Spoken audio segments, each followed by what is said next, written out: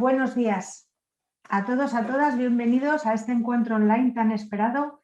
Yo tenía muchas ganas de encontrarme con todas y con todos vosotros y espero que lo disfrutéis, que los invitados especiales, que son los alumnos y las alumnas de los diferentes centros educativos, dejen los nervios a un lado y disfruten de expresarse y de escuchar la expresión en otras lenguas, en italiano, en castellano, en alemán, que me parece algo muy bello, muy bonito. Primero, pues agradeceros a todos vuestra presencia, a todos y a todas, a los centros participantes, porque sabemos desde la Fundación, ya llevamos años acometiendo proyectos en centros escolares, la ardua tarea que ejercéis en los centros, las agendas tan apretadas que tenéis y lo difícil que resulta abrir un espacio para propuestas como esta nuestra. Y os agradecemos vuestra confianza y vuestra actitud participativa y vuestra ayuda y colaboración, que ha sido mucha, también vuestra comprensión. Y dicho esto, voy a presentar bueno, pues los centros que van a participar hoy aquí. Son dos centros de España y un centro de Alemania, de Múnich, centros educativos, institutos. Y en el caso de Italia, bueno, pues por las dificultades del COVID tendremos a un representante italiano que nos va a contar bueno, un montón de cosas sobre los bombardeos acontecidos en 3 ciudades de Italia.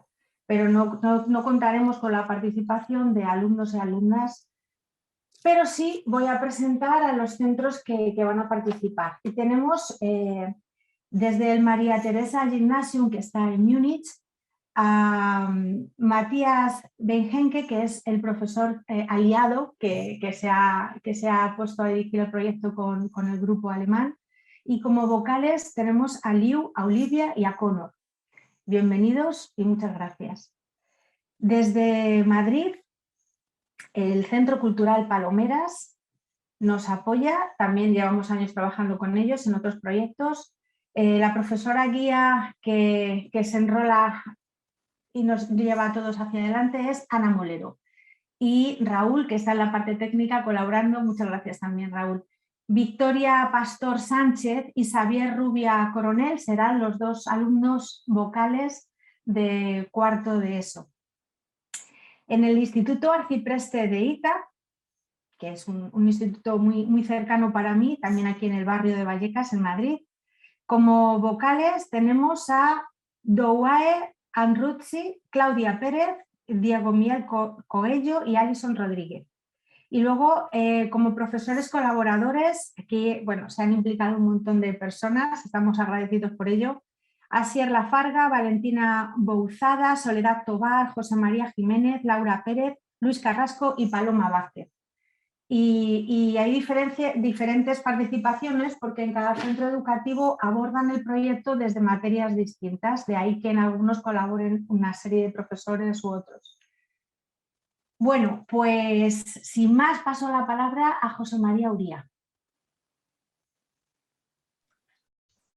Muchas gracias, Maite. Buongiorno Roma, guten Morgen München y bueno, muy buenos días Madrid. Como bien os ha contado Maite, mi nombre es José María Uría y soy el director del proyecto 1939, España exporta el terror aéreo a Europa. Un proyecto liderado por la Fundación Anastasio de Gracia, en la que participan como socios la Fundación Gramsci en Italia, la Fundación Pablo Iglesias también aquí en España, el Grupo de Investigación Fotodoc de la Universidad Complutense de Madrid y el EVZ Stiftung en Alemania.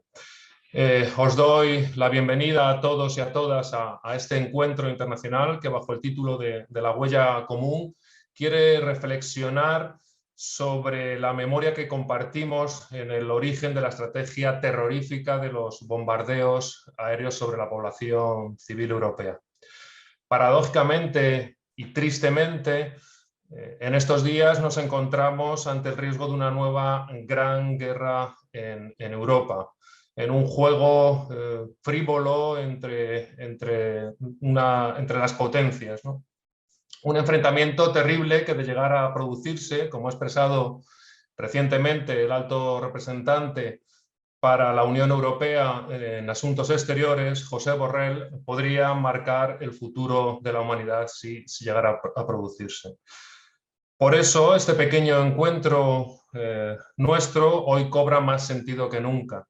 Reflexionar conjuntamente sobre el dolor y la destrucción que causó la guerra que protagonizaron nuestros abuelos nos ha de ayudar a comprometernos en evitar que nuevas guerras puedan asolar nuestro mundo tal y como hoy lo conocemos.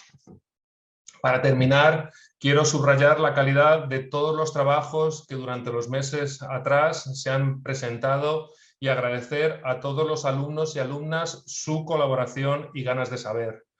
Gracias al María Teresa Gymnasium de Múnich, al Instituto Arcipreste de Ita y al Centro Cultural Palomeras de Madrid por participar, por su entrega y por su ilusión en hacer grande este proyecto.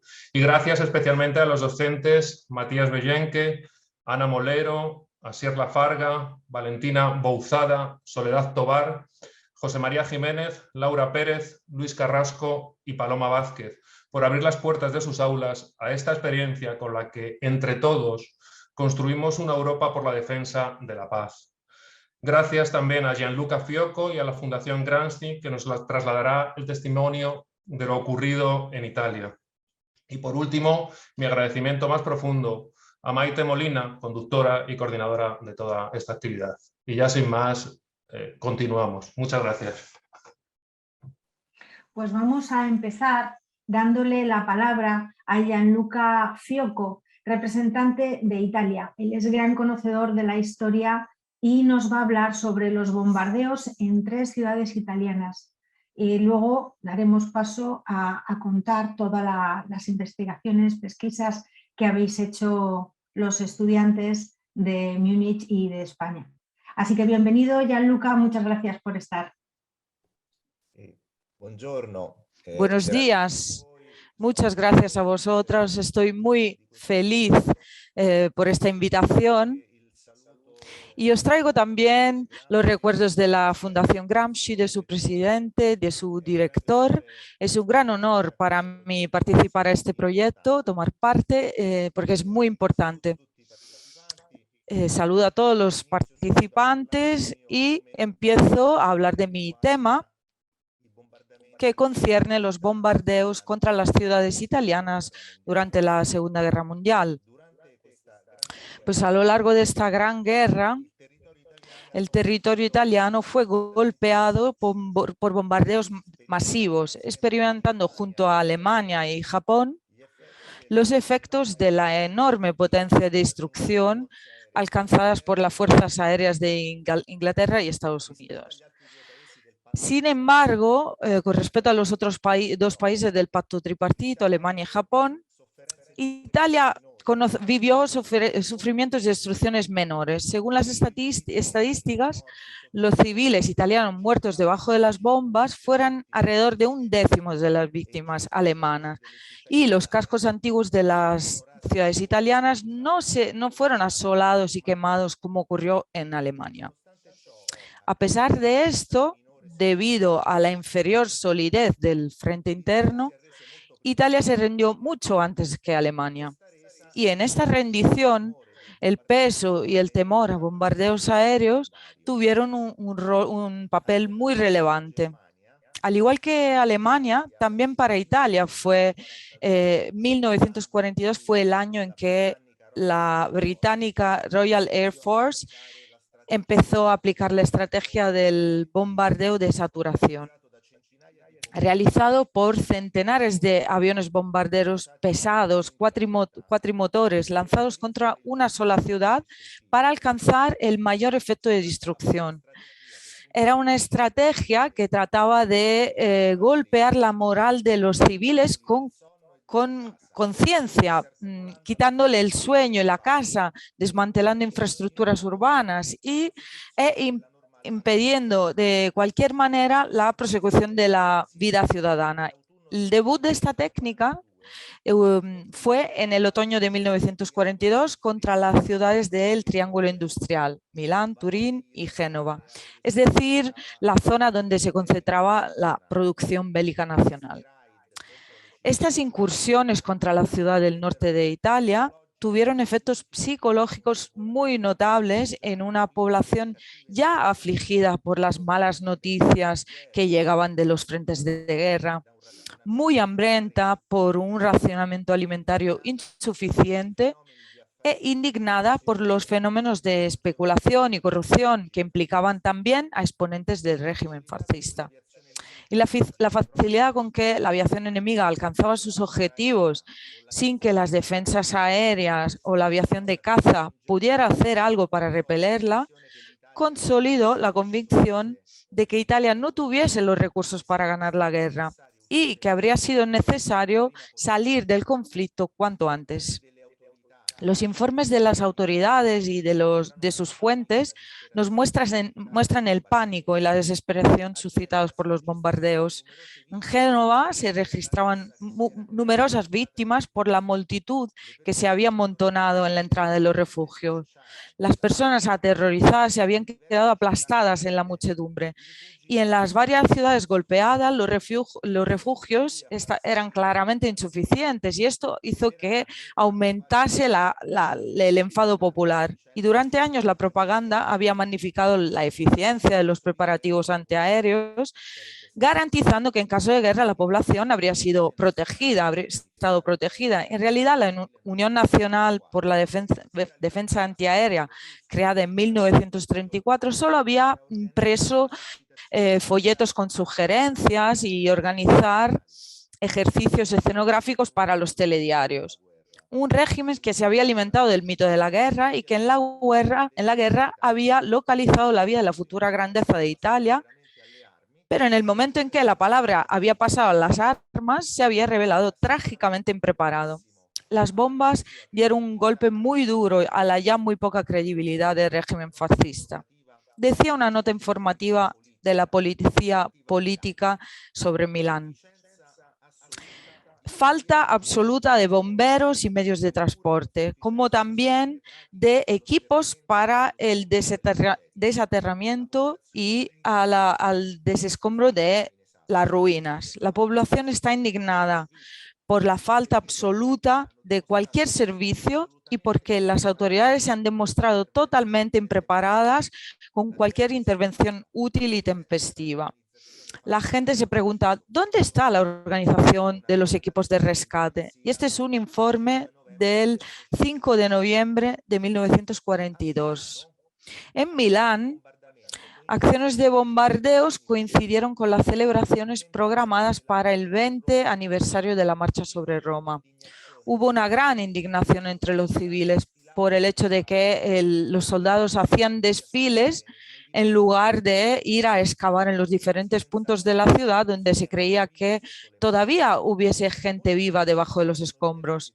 Muchos refugios se habían revelado unas ratoneras, quedando sepultados por las ruinas de edificios totalmente derrumbados. Las ayudas no eran suficientes y un problema muy grave fue el de alimentar y alojar a todas esas personas que habían perdido su casa porque derrumbado en peligro de derrumbe. Se trataba de una población ya desnutrida y débil. La gente que vivía en los campos en los años anteriores había pensado a sus necesidades, mientras que la que vivía en las ciudades estaba más expuesta al hambre y a las injusticias del mercado negro. Entonces, los bombardeos empeoraron cada vez más la división entre ciudad y campo determinada por la guerra. Quien vivía en la ciudad se sentía en el punto de mira y sentía enfado y envidia por los habitantes de los pequeños centros rurales que no vivían las incursiones aéreas. La peligrosidad de la vida en la ciudad empujó a quien podía elegir la vía de huida en el campo. El escritor Cesare Pavese lo contó en su novela La casa en la colina. La necesidad de evacuación la indicó el mismo Mussolini en su discurso de 1942, en el que recordó su exhortación de 1938, en la época de los bombardeos italianos contra Barcelona, a no esperar a las 12 horas, es decir, la guerra, para decongestionar las ciudades y trasladar a los campos la parte de población que no era necesaria a la vida urbana. Esta indicación, parte de la política ruralista del régimen contra las degeneraciones burguesas de la vida moderna, se había en la práctica quedado sin aplicación, y el hecho de recordarla hacía que la rabia de las personas por falta de preparación bélica aumentase. Cuando la guerra explotó, se habían refugiado en los campos los acomodados y los que tenían familia en el campo, pero la clase media no podía permitirse eso. Las humildes economías familiares no dejaban salir al campo y no había alguna ayuda u organización pública, a diferencia de Inglaterra, cuyo gobierno sí había organizado un plan de evacuación que obligaba a los habitantes de las zonas rurales a acoger mujeres y niños procedentes de los barrios populares de las grandes ciudades. En Italia, este movimiento de solidaridad nacional no se programó desde lo alto. Probablemente el fascismo tuvo miedo de que las diferentes partes del país pudieran hablar, mezclarse entre ellas y intercambiar sus experiencias. Su dictadura se alimentaba también de la división de clase y de territorio tradicionales de la sociedad italiana. Y esta mezcla entonces se produjo desde abajo, con el empuje de los movimientos espontáneos y de la situación de emergencia que se había creado. Muchas familias se tuvieron que separar, algunos tuvieron que quedarse en la ciudad, otros se quedaban en el campo, en un mundo diferente y todo por descubrir. Fue una segunda separación muy traumática, tras la que había ocurrido después de la salida de centenares de hombres hacia los frentes de guerra. Ahora el arma aérea había traído la guerra en el propio territorio de la nación. En la conferencia de Casablanca del enero de 1943, la ofensiva aérea combinada angloamericana se incluyó por Churchill y Roosevelt entre los fundamentos de la estrategia aliada. Los esfuerzos por perturbar el sistema militar e industrial de los países enemigos con todas las consecuencias sociales tenían que ser intensificados.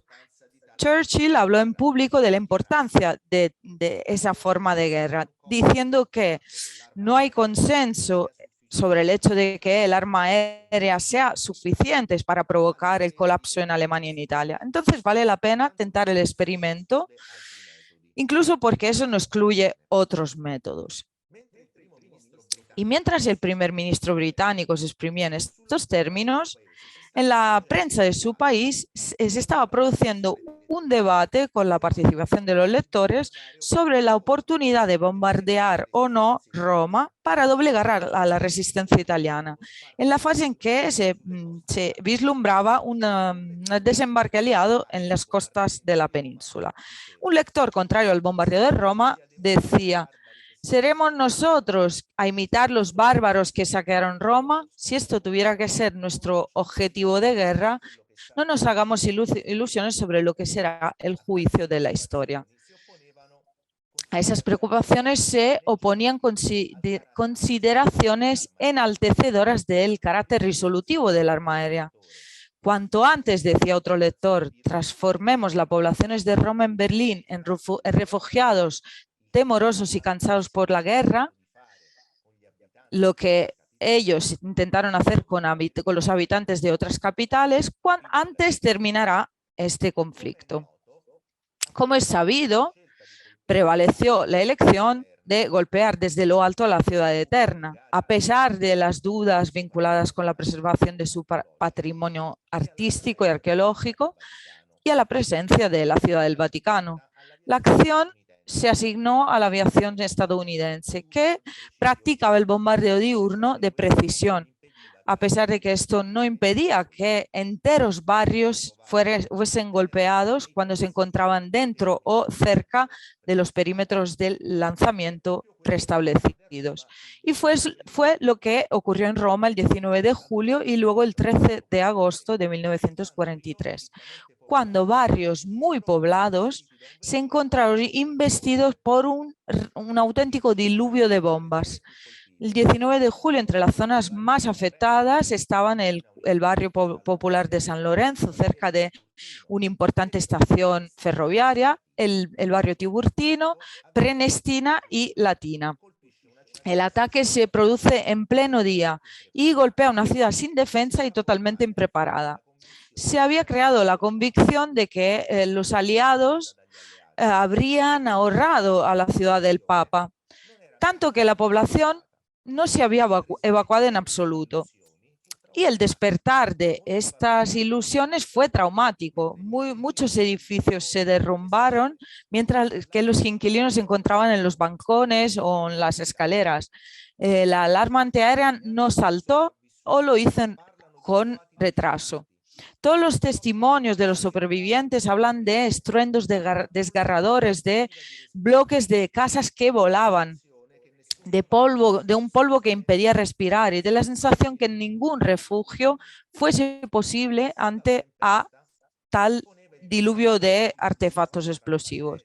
Después de la tempestad estaba el problema de buscar por la gente sepultada por los escombros, según las indicaciones de gente que sabía dónde se encontraban los refugios, pero este trabajo seguía a duras penas y en medida insuficiente.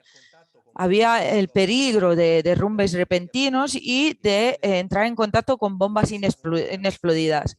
La vida de los que vivían en esos barrios había sido destrozada. Y quisiera recordar con vosotros el testimonio de Mario Di Maio, un chico de San Lorenzo que creo que tenía 16 años en esa época, que se encontraba en una cárcel de ese barrio por un conflicto que había tenido con unos coetáneos suyos fascistas. Y él contaría muchos años después. Dentro de la cárcel explota el pánico porque las guardias se habían refugiado y nosotros estábamos como en una ratonera debajo de los escombros. Consigo romper una rejilla y saltamos desde la segunda planta. Salimos despavoridos en cada dirección. No se ve nada alrededor de nosotros. Hay polvo de nube y los estruendos de las bombas americanas no nos dejan distinguir las voces de ayuda que llegan de todas partes. Me topo con un niño con la cabeza sangrante. Respira, pero tiene la frente rota. Decido llevármelo en brazos porque si no se habría quedado sepultado y para las 2 horas siguientes no los dejé ni un minuto. Intento alcanzar la zona abierta más cercana, en la plaza del cementerio del Verano, y cojo la calle que se llamaba la Cuesta de los Carniceros. Llegados casi al final de la cuesta, me sigue también un perro que vio en mí una vía de huida de este infierno. Le vendo la frente al niño con un harapo de lo que había sido mi camisa, pero que ahora parecía cortada a propósito con tijeras. Se cae otra bomba muy cerca y buscamos refugio en la Piazza del Verano. Y yo me paro en una mesa con el niño y el perro enroscados debajo de mí. Todo había un único nubarrón de polvo, solo se distinguía el follaje de los árboles. Me hacen seña de seguir a una persona y entramos en el cementerio donde había centenares de refugiados. Bueno, os pido disculpas si me explayé, pero eso, en ese testimonio hay muchos elementos sobre los que reflexionar. La desorientación y el trauma de las personas, pero también los mecanismos elementales de solidaridad que mantienen junta una comunidad. La destrucción de la cárcel donde se encontraba el chico es simbólica y nos recuerda que los sufrimientos fueron también la vía a través de la que el pueblo italiano pudo encontrar la libertad. Pero el camino fue largo y muy duro. Roma conocería otros 50 bombardeos. antes de su liberación. En conclusión, observamos que la tragedia del 19 de julio impresionó muy fuertemente el rey Victorio Emanuel III. El soberano, que había acudido a visitar los barrios bombardeados, fue criticado por la muchedumbre. Entendió que no había tiempo de perder para sacar a Italia del conflicto. De no ser así, la suerte de la misma monarquía habría sido comprometida. Y el 25 de julio caía el gobierno de Mussolini y en septiembre se firmaría la rendición con los angloamericanos. Pero las esperanzas de paz fueron decepcionadas porque lo peor todavía tenía que llegar por la población italiana, con un país que se había convertido en un campo de batalla. De las alrededor de 64.000 víctimas oficiales de las incursiones aéreas, 43.000 encontrarían la muerte después del 8 de septiembre de 1943. Muchas gracias por su atención y me quedo escuchando las siguientes contribuciones. Gracias. Muchísimas gracias, Gianluca. Pues vamos a comenzar con las intervenciones de, primeramente, los alumnos del Colegio Centro Cultural Palomeras, Victoria Pastor Sánchez y Xavier Rubia Coronel, que nos van a contar un poco el resumen de su investigación. Han trabajado los alumnos y alumnas de cuarto de ESO, de este instituto, y aprovecho para hacer dar aquí un agradecimiento general, porque igual que los profesores, profesoras hacen un gran esfuerzo para ubicar nuestro proyecto en sus agendas escolares, los chicos y chicas de cuarto de la ESO, igualmente los chicos y chicas de María Teresa Gymnasium, están concluyendo una etapa formativa. En cuarto de ESO tienen una cantidad de materia desbordante y tienen unos tiempos muy apretados para poder sacar tiempo extra y dedicar tiempo extra a una actividad como esta. Así que nuestras gracias. Y por favor os pido que se lo trasladéis a vuestros compañeros y compañeras de nuestra parte. Así que encantada de escuchar a Victoria y a Xavier, que no me aparecen en pantalla, no les veo. ¿Estáis por ahí? Hola, buenas. ¿Se nos escucha bien? Hola, sí. Hola. ¿Cómo estáis? Un placer teneros. Igualmente. Bueno, Gracias. comenzamos. Comenzáis. Como ya bien nos ha presentado antes Maite, yo me llamo Xavi Yo soy Victoria. y nuestro colegio es el Centro Cultural Palomeras, está ubicado en el distrito de Vallecas, el cual es una extensa zona de Madrid y, bueno, más concretamente se encuentra en el sureste de la ciudad. Nuestro centro cuenta con una única línea educativa que va desde el segundo ciclo de infantil hasta el cuarto de educación secundaria obligatoria. Por lo tanto, todos nos conocemos en este cole, no es un cole muy grande.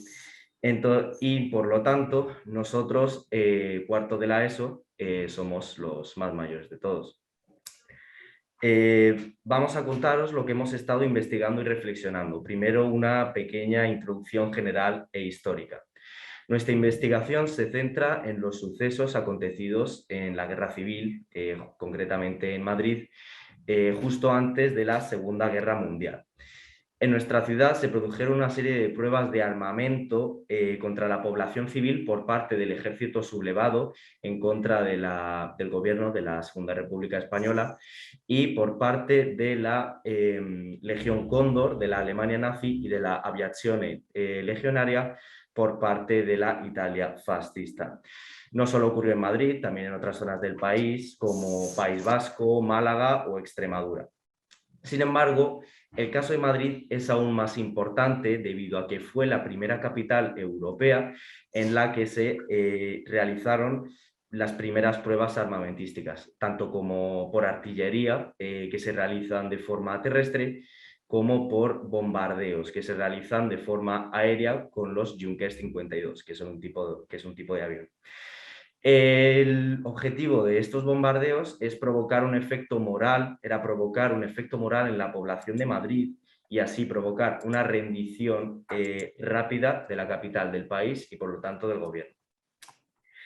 Este tipo de ataques para la población civil comenzaron el 8 de noviembre de 1936 y no cesaron hasta febrero de 1939. Así que la población civil estuvo muriendo y sufriendo hasta aquel entonces. Con esta investigación nos hemos enterado de que en 1936 en Madrid se dio el primer bombardeo moderno sobre una capital europea. Dicho bombardeo moderno es una táctica de guerra que posteriormente sería utilizada en la Segunda Guerra Mundial por parte de las potencias nazis y fascistas. Exactamente. Este trabajo ha consistido en, primero, investigar estos sucesos desde los ámbitos histórico, económico, social, humano, y después hemos reflexionado sobre ellos y finalmente hemos pensado en cómo evitar que se repitan, hasta que por último hemos elaborado una carta para pedir compromiso a la Unión Europea. Bueno, yo comenzaré hablando sobre lo que urbanísticamente supuso estos sucesos. Pues de las fuentes de las que sacamos la información hay un análisis de la destrucción de Madrid durante la Guerra Civil desde 1936 hasta el 39. Se realizaron pruebas de artillería, cañones y explosivos que dañaron partes de la ciudad, los edificios, la famosa Plaza de España, aunque más tarde se comenzó a utilizar la aviación. Lanzaban bombas y misiles de gran tamaño que eran capaces de destruir un edificio parcialmente o completamente. Provocaban enormes socavones que ocupaban la mayor parte de las calles más grandes y destruían por completo las más angostas, dañando como consecuencia los muros y las paredes. Se hizo también uso de bombas incendiarias que provocaban graves incendios en el interior de dichos edificios, que debido a su estructura interior de madera prendían con mucha rapidez. Muchos lugares fueron reconstruidos, por lo que no podemos saber si realmente sucedió algo actualmente. Sin embargo, en zonas como la actual calle Pasaje de la Caja de Ahorros, cerca de la Puerta del Sol, quedaron tan destruidas que tuvieron que demoler todas las casas creando un solar. A su vez, algunos muros y paredes de piedra todavía poseen las marcas de mitralla, como en la calle Mayor, la valla del Parque del Retiro y muchos más lugares. Por otro lado, nos gustaría mencionar también los daños que se produjeron en nuestro barrio. Somos de Vallecas, que fue una zona muy castigada por los bombardeos. Los documentos encontrados acerca de esta zona hablan de en total 6 bombardeos conocidos, aunque se deduce que no solo fueron este número. Produjeron la muerte de más de 40 víctimas y el derribo de alrededor de 357 edificios. Bueno, perfecto. Ahora yo os voy a hablar de qué pasó humana y socialmente y también emocionalmente. Cabe resaltar en este apartado que en las familias de nuestra clase no han vivido estos bombardeos directamente, ya que el barrio en el que está situado nuestro colegio es un barrio nuevo que se creó después de los bombardeos, aproximadamente en los años 50 del siglo XX. Así que nuestros antepasados vivían en otro lugar y no hemos podido recuperar las memorias exactas a través de ellos, pero sí nos hemos podido imaginar cómo lo tuvieron que pasar todas estas personas. Se perdieron un gran número de vidas, pero también hay que contar a todos los heridos resultantes. Los constantes bombardeos que se hacían incluso por la noche en las colas del pan, en las colas del cine, tenían a la población en constante tensión y estrés y miedo de perder amigos y a sus familiares. Los familiares no solamente se perdían por los asesinatos de los bombardeos, sino que también muchas familias tuvieron que mandar a sus niños a otras ciudades, como por ejemplo Valencia, que era la más segura del gobierno de la República hasta el momento, y después de Valencia se llevaban a los niños al extranjero, como a Francia, Italia, etc. También se sufrió mucha hambre, las vías de comunicación quedaron derruidas, no llegaban los suministros y, por supuesto, esta generación sufrió la falta de estudios. El nivel de analfabetismo creció enormemente, no solo porque se destruyeron los colegios, sino porque también había que cerrarlos, no se podía dejar a los niños ir al colegio. Culturalmente, el importante patrimonio de la ciudad, el patrimonio cultural, también fue dañado. Pero os voy a hablar de un caso positivo, como fue el Museo del Prado en el centro de Madrid. El gobierno de la República Española consiguió salvar la mayoría de las piezas de arte que estaban dentro del museo. Se las llevaron a otras ciudades y, de hecho, a otro país. Si no hubiese sido por la República Española, probablemente todas estas piezas de arte que pertenecen a la historia española y a todo nuestro legado hubieran quedado completamente destruidas y quemadas. Bueno, ahora, ¿cómo pudo averiguarse toda esta información? Bueno, de entre las fuentes de las que podemos sacar toda la investigación, nos ha llamado mucho la atención también el cuerpo de bomberos. En los archivos apuntaban la fecha, la hora y la consecuencia de los hechos. Solo que a nosotros nos llama la atención que primero se ve que solo apuntaban accidentes domésticos y que de repente comenzó a aumentar considerablemente los accidentes por bombardeos y armas militares, daños por obuses, los socavones, incendios, explosiones. Hay otras fuentes como fotografías, planos y dibujos de las catástrofes realizadas por arquitectos que tenían como objetivo organizar la reconstrucción de la ciudad. Bueno, también nos ha llamado la atención de que el hecho de que el material fotográfico fue sometido a un estricto control por las autoridades, debido a la cantidad de información que podría estar facilitándose al enemigo. Bueno, y podríamos contar muchas cosas más, pero me gustaría también dar paso a Xavi, porque hay una cosa muy importante acerca de Vallecas. Muchas gracias. Bueno, cabe resaltar que una de las imágenes más impactantes sobre estos hechos se ha realizado en Vallecas. El reportero Robert Capa realizó una imagen a una casa en la calle de Peyroncelli 10. En dicha imagen se muestra a dos niños sentados en el bordillo frente a una fachada repleta de agujeros de la metralla. Los periódicos internacionales reaccionaron al impacto total de la fotografía. Bueno, vamos a hablar también de qué supuso económicamente los sucesos para España. Cabe destacar que no hemos encontrado datos económicos concretos, pero sí podemos hablar desde un ámbito general, ya que el caso español fue muy diferente al de Italia o Alemania. La Guerra Civil Española, como hemos dicho antes, duró desde julio de 1936 a abril de 1939. Precisamente al acabarse esta guerra se produjo el inicio de la Segunda Guerra Mundial, por lo que España tuvo que arreglársela sola, en concreto porque el mundo, en concreto Europa, estaba ocupada con otra guerra.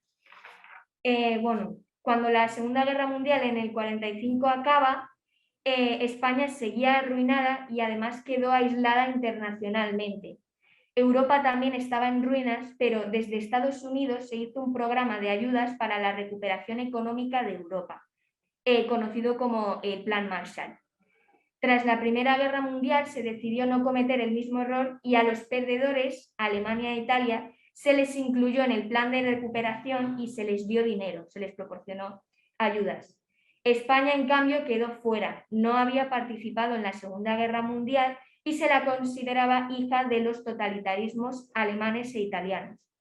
Así, desde 1939 al 53, España vivió lo que se llamaban los años del hambre, los años de posguerra. Solo después de 1953 y especialmente en el 59, España entra en los organismos internacionales y comienza a mejorar su situación económica. No se acabó la dictadura, que comenzó desde la guerra, desde el 39 y duró hasta el 1976, pero Estados Unidos comienza a apoyarla por considerarlo un régimen opuesto al comunismo e interesarle estratégicamente. Bueno, Por último, nos gustaría contaros algo que hemos descubierto en esta investigación, y es que en el cementerio principal de Madrid, el cementerio de la Almudena, están enterrados varios aviadores de la Legión Cóndor, la unidad del ejército nazi antes mencionada. Esta era la encargada de los bombardeos sobre la población civil en Madrid y otros lugares en España. El problema es que lo más llamativo es que estos pilotos de aviones derribados, encargados de sembrar el terror en la ciudad, tenían un mausoleo en su honor con simbología nazi en las tumbas. Y no ha sido hasta hace unos años, en 2017, cuando se retiró a petición expresa de la embajada alemana y por voluntad de la empresa funeraria, que justo había vuelto a ser una empresa pública, de eliminar los vestigios del totalitarismo. Personalmente nos parece una falta de respeto tener a personas enterradas que han causado estragos en la población civil, junto con toda la población civil que también ha fallecido. En lugar del frontal y las placas conmemorativas, se le colocaron pequeños indicativos con los nombres de los 7 pilotos de la Legión Cóndor a las tumbas. Bueno, y hasta aquí sería Nuestro. Muchísimas gracias. Luego nos vemos otra vez para conversar sobre la Carta y la cultura de paz. De acuerdo. Vale, muchísimas gracias. Me ha encantado escucharos. Adiós. Gracias.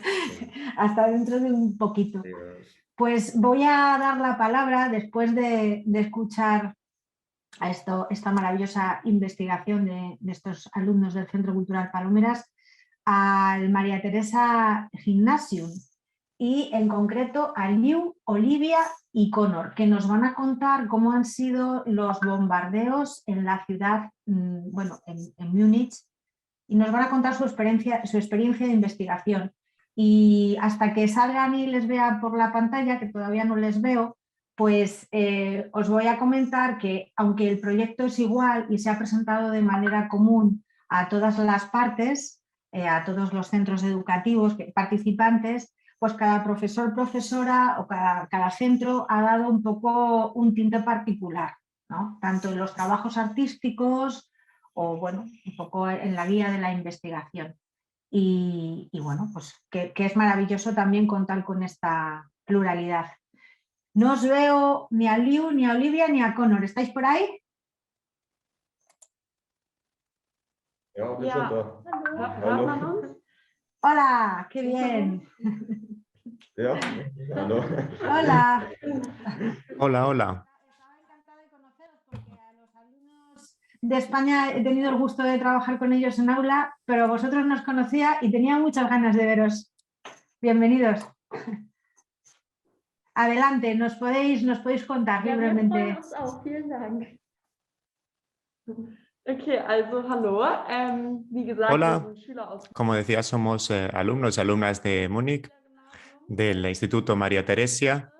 Somos de cuarto de eso. Bueno, quinto, sería como quinto en España, cuarto de hecho. Y estamos ya terminando, digamos, esta formación de cuarto de eso. Genau, und wir machen ein Projekt. Also wir sind Estamos realizando un proyecto que nos asignaron y nos hemos ocupado de la historia de Múnich, sobre todo la época de la guerra y de la posguerra. Y también hemos pedido, bueno, la opinión y testimonio de personas de la época, abuelos o padres que eran niños en aquella época. Les hemos preguntado sobre su vida, sus impresiones personales durante la guerra y para ello los entrevistamos y sobre todo hablamos de los bombardeos, ataques aéreos, la hambruna, las dificultades y los sentimientos que experimentaron y también vimos qué ocurrió durante la destrucción de Múnich, hemos visto las fotografías de la destrucción de la ciudad y también la reconstrucción posterior de la ciudad.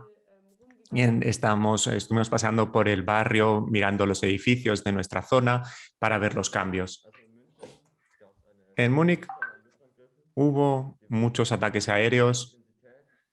Debido a la intensidad de los ataques y bombardeos, no se nos afectó tanto como a Hamburgo por la ubicación de Múnich, porque estamos más en el interior, a diferencia de Hamburgo. Era más difícil llegar hasta Múnich en la época por ejemplo, con bombas del Reino Unido. Y las destrucciones de Múnich fueron por los bombardeos de los aliados, las bombas de los aliados. Empezaron antes, en 1940, ya hubo el primer ataque de los aviones británicos en Múnich. Y con el paso del tiempo hubo más y más bombardeos. Al principio hubo pocas víctimas y poca destrucción. Y al final, en 1945, hubo muchísimas víctimas, miles de víctimas y muchísima destrucción. Se lanzaron muchas bombas contra la ciudad, bombas expansivas. Primero se afectó a las infraestructuras, muchas superficies, como en Italia, como se habló, ¿no? También lo que querían es debilitar a la población civil. Y esto llevó a muchos problemas en la ciudad.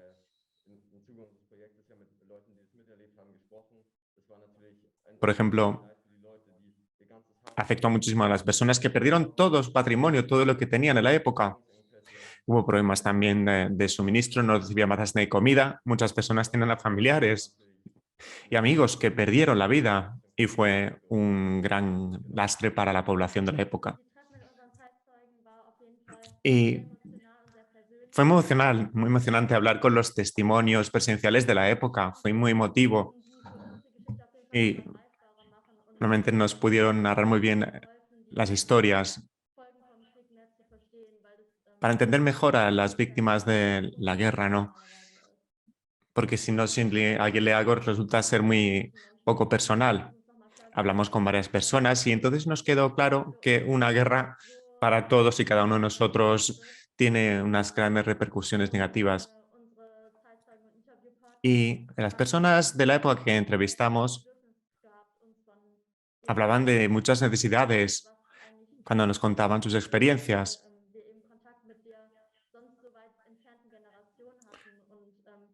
Y estuvo muy bien entrar en contacto con una generación tan lejana, ¿no? Y es algo que, bueno, no solemos hacer al día a día, no solemos hablar con estas personas. Y está muy bien volver a hablar de estos temas para sentirnos más unidos todas las generaciones. Y después de las entrevistas, también intentamos aplicar nuestros conocimientos de una manera creativa para exponerlos y todas las experiencias que conocimos de estas personas mayores. Hicimos por una especie de imágenes, dibujos y cuadros creativos. Nos ocupamos de temas como, por ejemplo, los ataqueos en Múnich, pero también temas internacionales con diferentes tipos de testimonios presenciales de todo el mundo. Algunos hablaron de la revolución cultural de la China. Y hay personas también de aquí, de Múnich, que nos hablaron de lo que ocurrió aquí en concreto. Cómo se recuperaron después de la guerra de esa ciudad destruida y cómo pudieron recuperarse tras todo ello. Y en nuestro proyecto también tenemos unas fotos actuales de edificios y de plazas cercanas que vemos todos los días. Y las comparamos estas fotos con fotos que se sacaron justo después de la guerra para ver cómo se reconstruyó la ciudad, teniendo en cuenta la envergadura de la destrucción de la época.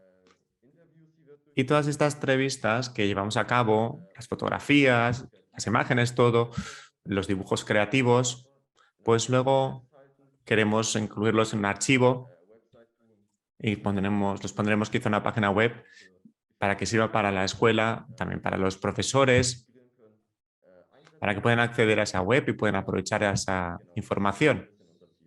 Y este es nuestro objetivo.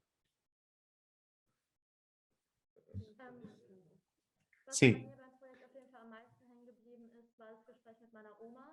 Y lo que más me llegó fue la conversación con mi abuela, porque era una niña cuando hubo aquí la guerra, y la enviaron a un orfanato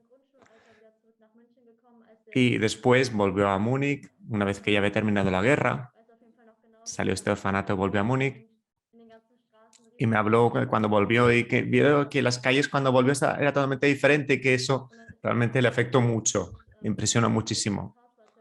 Y cuando llegó a su casa de la época estaba totalmente destruida y todo el tejado estaba bombardeado, su habitación también totalmente bombardeada. Y todos tuvieron que volver y allí vivir en un solo dormitorio. Cuando empezó a ir a la escuela, estaba muy llena porque de las 3 escuelas de la época, pues tuvieron que reunir a todos los alumnos en una sola escuela. Y se triplicó la capacidad de la escuela. El aula estaba totalmente lleno. Y estas son las experiencias que me contó y que nunca olvidó. Y me pareció muy interesante todo lo que me narró. Y también estuve hablando con una señora de 1935, de 86 años, pero en aquella época era una niña. Y lo que me pareció más increíble es la guerra, los ataques aéreos, eran algo tan cotidiano para ellos. Y le pregunté cómo se sentía pensar que siempre había bombas, que las bombas destruían todo, y que simplemente no se lo imaginaba como algo diferente, que para ella era algo normal, que tenían que ir al sótano para protegerse y que era lo normal. Y justo después de la guerra, habló con una amiga de que le parecía todo como muy aburrido porque ya no había bombas, porque estaban tan habituadas, era algo tan cotidiano que les parecía curioso. Era normal, ¿no? Y que no se lo podía imaginar sin bombardeos. Y que le parecía aburrido no poder vivir algo así. Y me pareció totalmente interesante escuchar algo así, que sintiera algo así después de la guerra.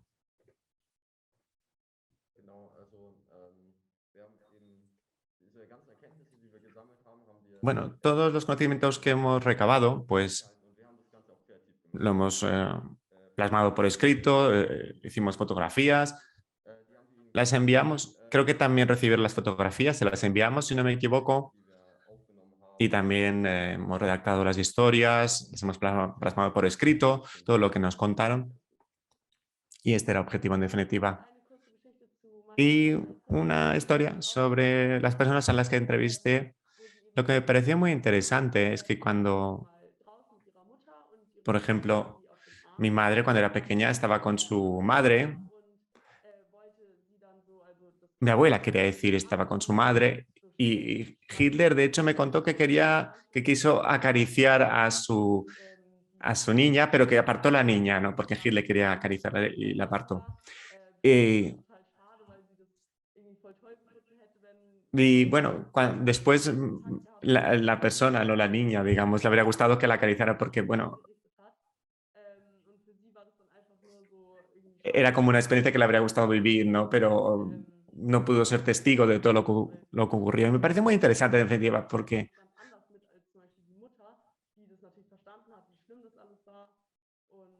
claro, la madre, en cambio, no quería que le acariciara a su bebé, ¿no? Porque sabía lo terrible que era todo lo que pasaba.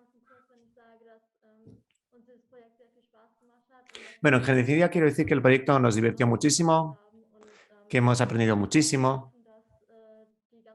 Y esperamos que todo el mundo haya aprendido sobre lo que nos ocurre a nosotros, porque conocemos la historia de la guerra y ahora hemos recabado algunas experiencias de personas que lo vivieron en la época y me pareció muy interesante.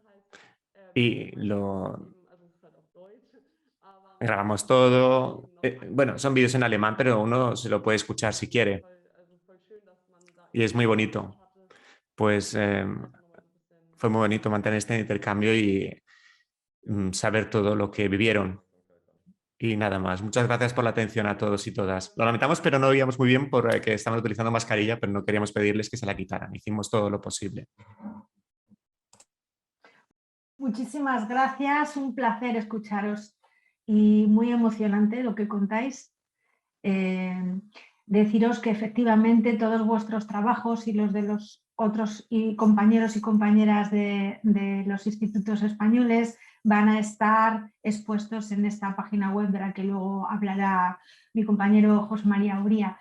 Y en principio, pues probablemente, aunque estén los audios en alemán, habrá un texto narrando la historia de lo que contáis en vuestra lengua original, traducido al resto de los idiomas que estamos manejando, que son el italiano y el castellano, aparte del alemán. Muchas gracias, un placer.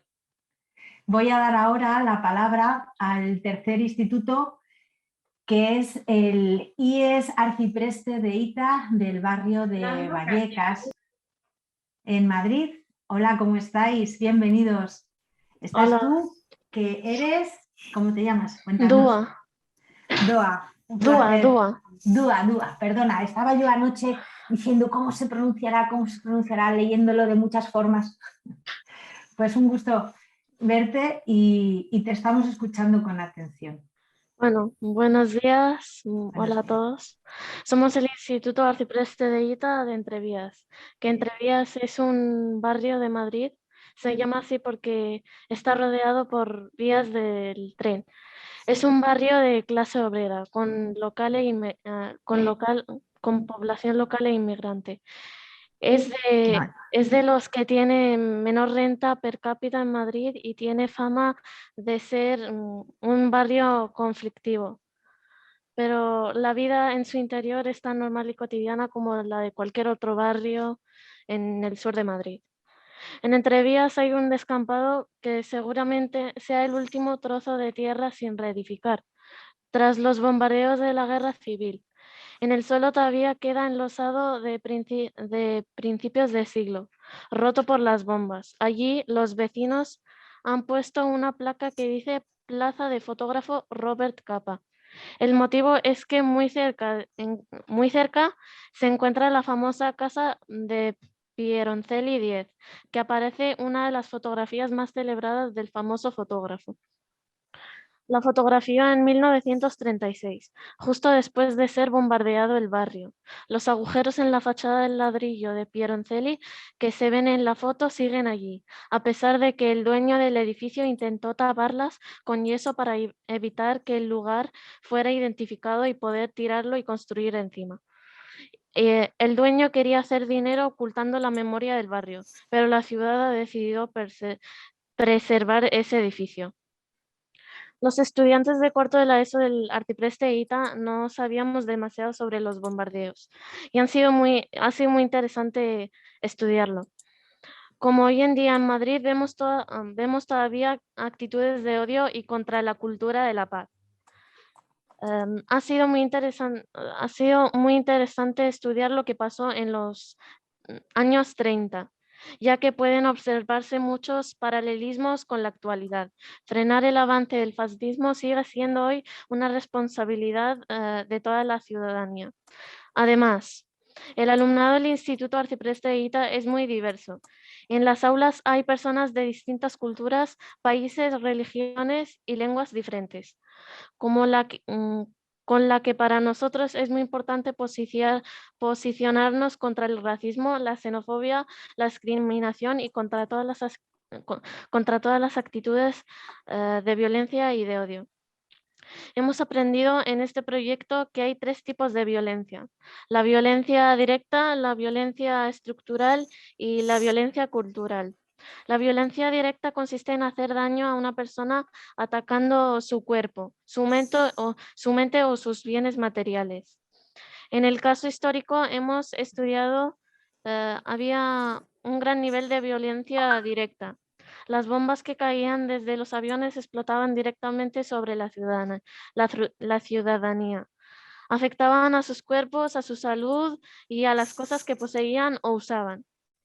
Y también fue un ataque sobre las mentes y la salud psicológica de las personas, ya que uno de los objetivos de los bombardeos era aterrorizar a los familiares y amigos de los soldados que estaban en el frente, que las bombas crearan una atmósfera de terror en Madrid.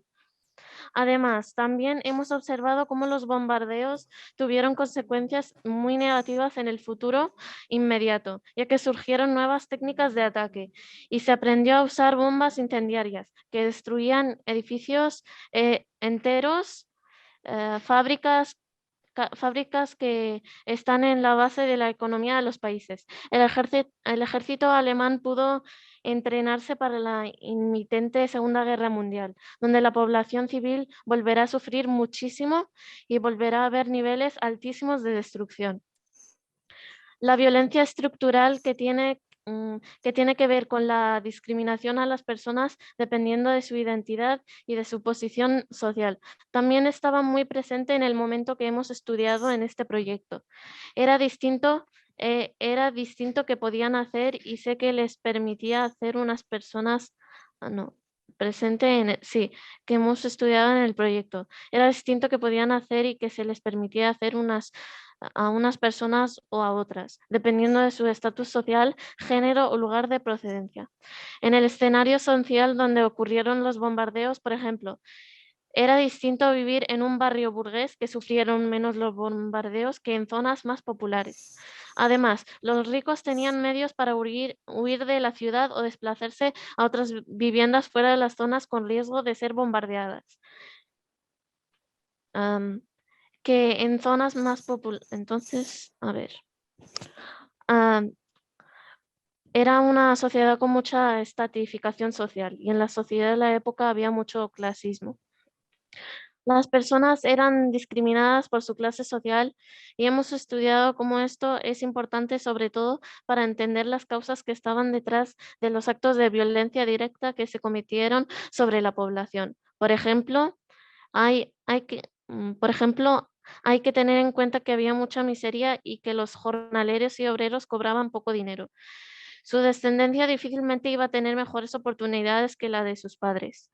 Esta injusticia social y esta desigualdad de oportunidades que interesaba a los ricos son necesarias para explicar por qué las cosas acabaron en guerra y en los terribles bombardeos sobre la población civil que hemos estudiado. Respecto a la violencia cultural, hemos estudiado que publicaba la prensa de la época. Esos periódicos tenían influencia en que hablaba la gente en la calle y cómo lo hacía. Esto tuvo repercusiones en cómo las personas pensaban la violencia en los años 30.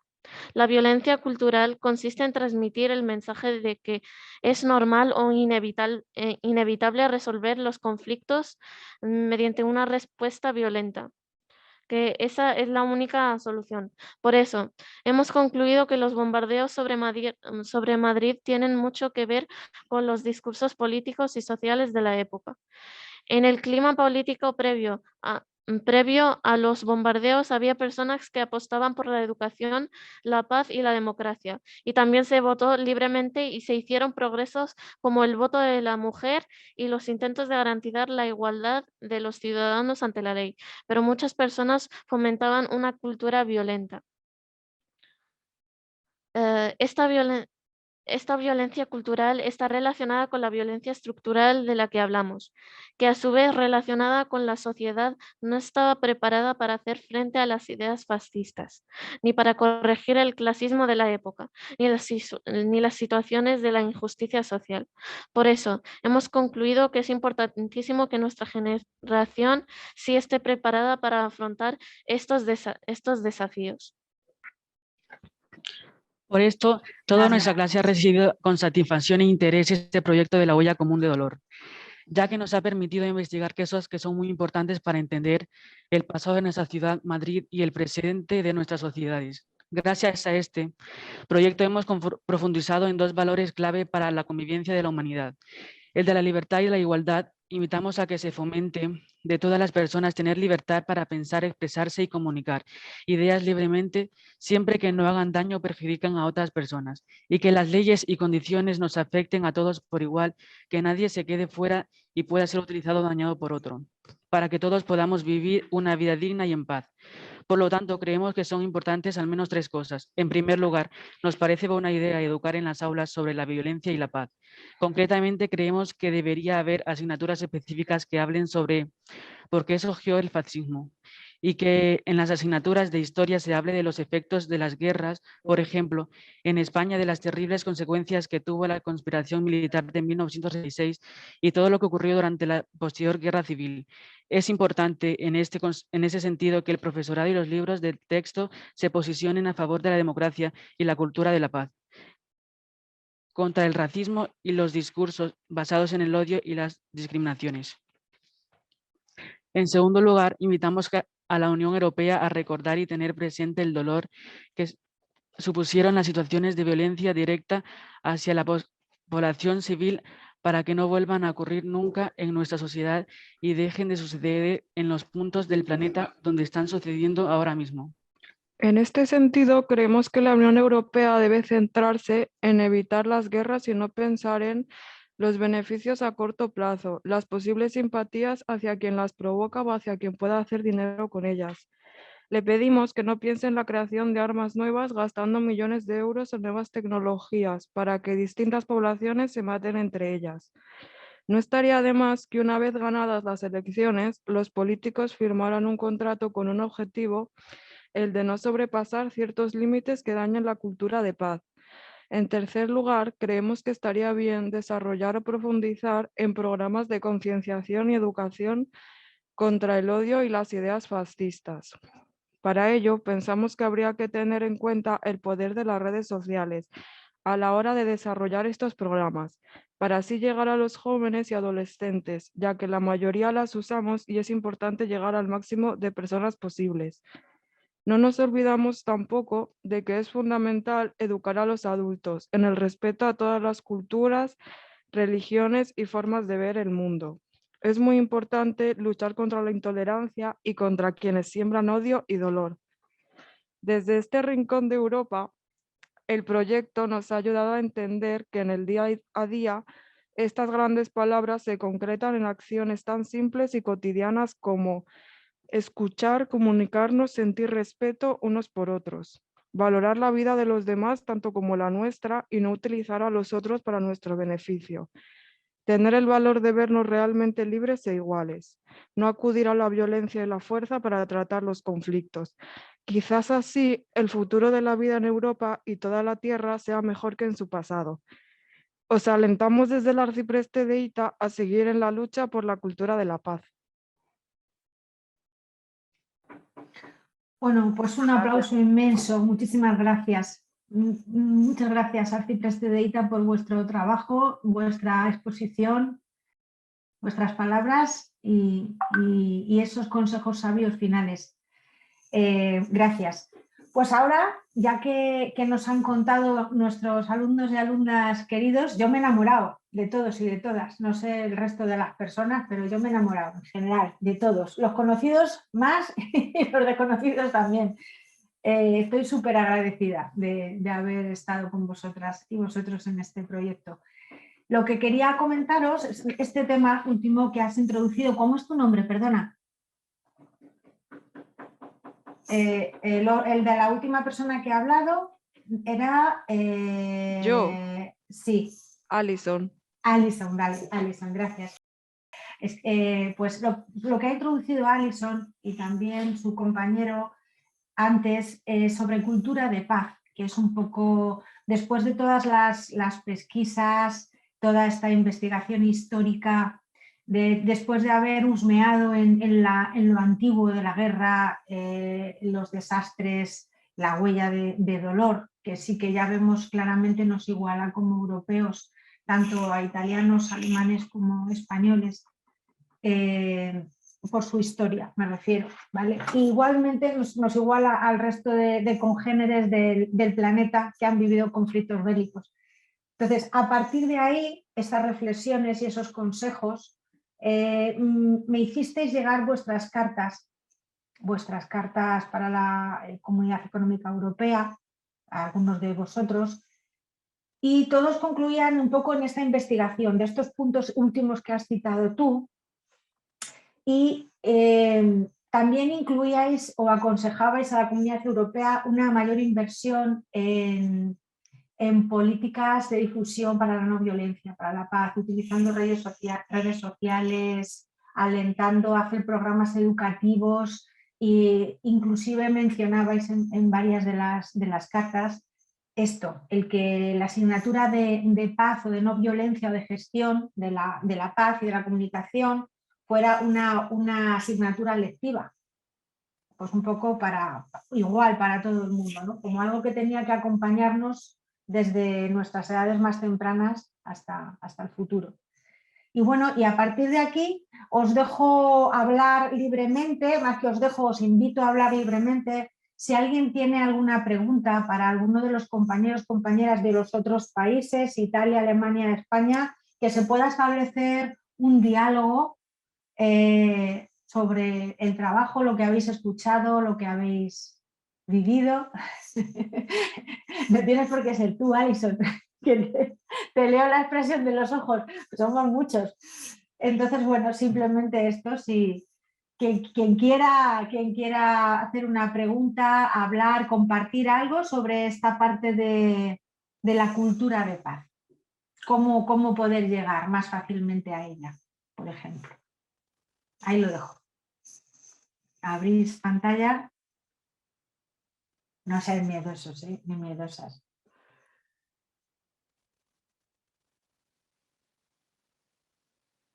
A ver, damos la palabra al Centro Cultural Palomeras. Victoria, Xavier. Buenas. Hola. Hola. Os he cazado. Bueno, ¿algún aporte? Nosotros queríamos expresar que una situación en guerra conlleva siempre malas repercusiones, siempre perjudica en todos los sentidos a las personas, a la población, al país como tal. Y los problemas pueden ser psicológicos, el trauma que las personas tienen es algo de por vida que va a seguir, por así decirlo, transmitiendo a las generaciones siguientes.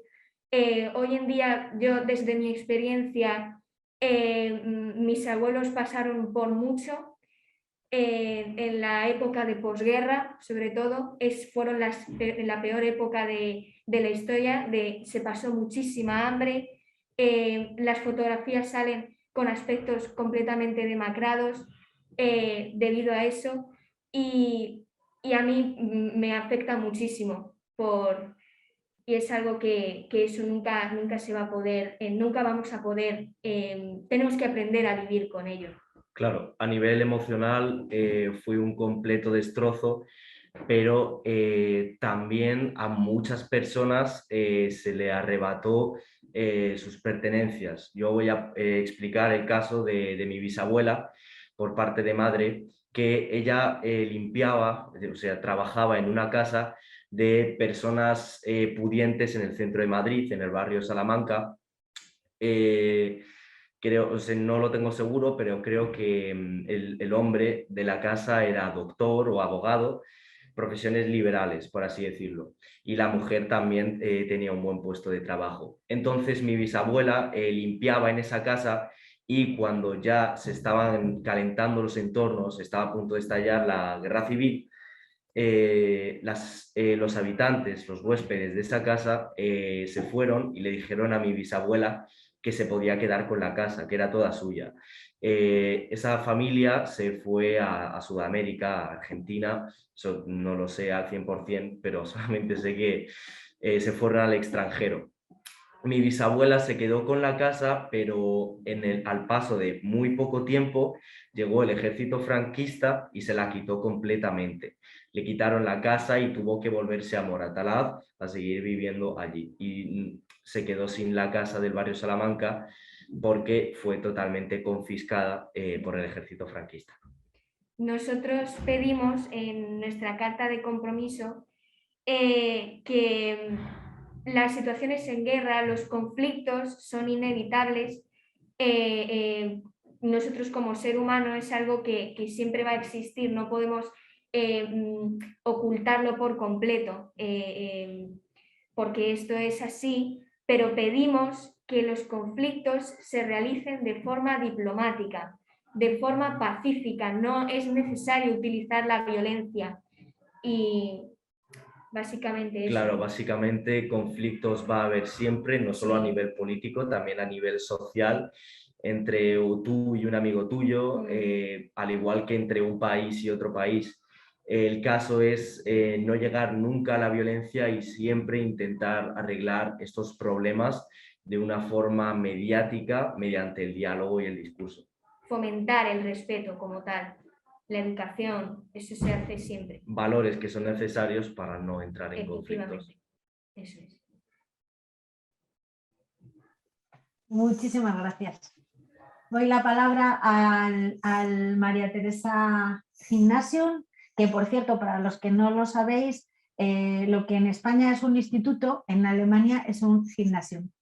Entonces, para que sepáis la equivalencia. Entonces doy la palabra a María Teresa Gymnasium, a Liu, Olivia y Connor para que nos hagan también un alegato hacia la cultura de paz que ya lo han hecho un poco antes porque se han volcado bastante a lo que es la parte humana, ¿no? Y bueno, para que nos cuenten esto un poquito, cuáles son sus impresiones, así en primera persona. Muchas gracias.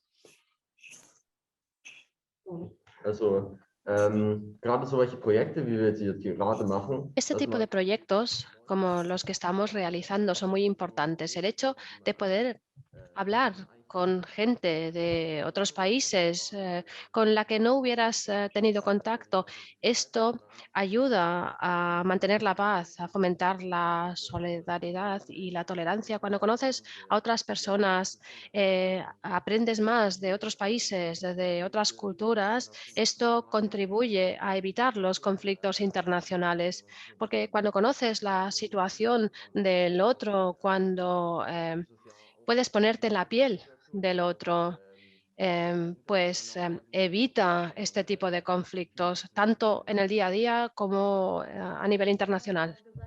Sí, como acaba de decir Connor, para ser más pacífico y pacifista no tienes que ser político ni política, sino que puede empezar en las pequeñas cosas, y esto haría que el mundo sería un lugar mejor, y es muy importante que se disemine esta idea.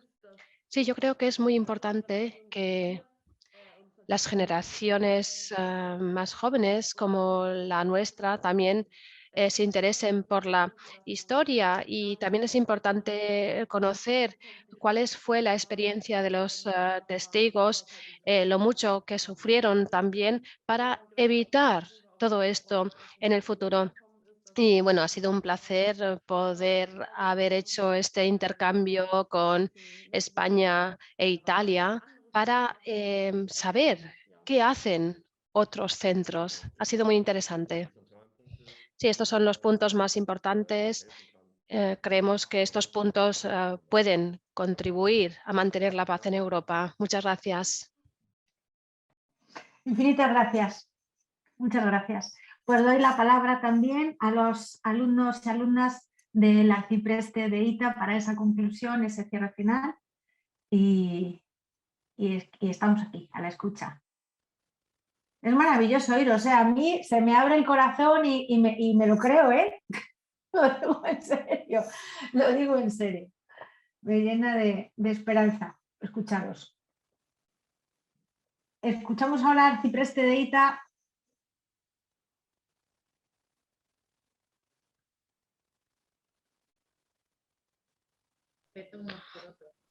Bueno, que aquí, en especial en el instituto en el que estamos, hay una gran diversidad de religiones, nacionalidades distintas. Eso hace que tengamos más respeto, tengamos más enlaces que nos unan. Aparte de ser diferentes, hace que fomentemos más la cultura de la paz. Ajá. Eso. Muchas gracias. Vale, pues muchas gracias por vuestra intervención. Quiero saber solo si algún profesor o profesora quiere comentar algo, porque el espacio está abierto para ello. Si alguien necesita contarnos alguna cosa de la experiencia, o pues es el momento. Si algún profesor o profesora de cualquiera de los 3 centros quiere participar, pues maravilloso. Y si no, vale. A mí, pues sí, perdona, Julia. Lanzarles una pregunta a todos ellos, a los 3 centros que han participado, a sus representantes, y sería qué es lo que todo este proceso que ellos han hecho de investigación, de búsqueda de la propia historia local, pero también muchas veces de la historia individual de cada uno de ellos, donde además pues, existe, como muy bien ha explicado Douwa en su exposición, centros donde hay una multiculturalidad y unos orígenes que no están precisamente en el territorio europeo. ¿Qué es lo que les ha resultado más difícil quizá de comprender, ¿no?, en todo ese proceso, y qué les ha aportado de nuevo para el futuro, ¿no? El ver, el conocer la realidad del lugar donde ellos viven y a partir de la experiencia que ellos traen de cada una de sus historias personales.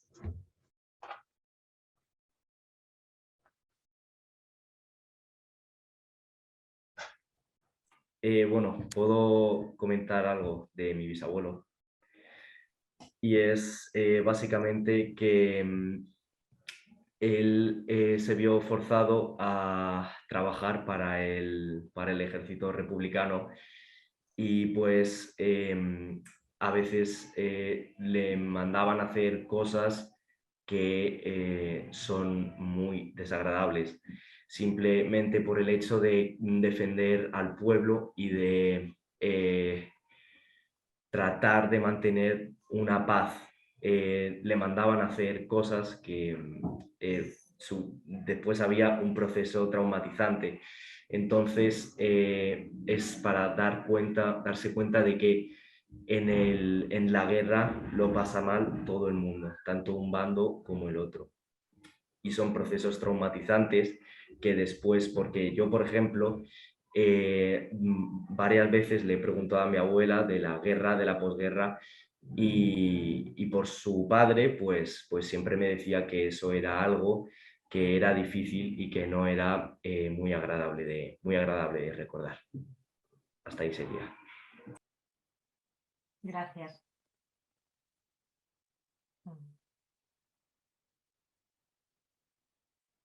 Tiene la palabra pedida en Múnich, Maite, no sé si lo ves. No, es que no me sale, discúlpame, no lo veo en la pantalla. Pues adelante, Múnich. Abrimos las pantallas. La pantalla, que está apagada, está cerrada. Está encendida. Ahora, gracias.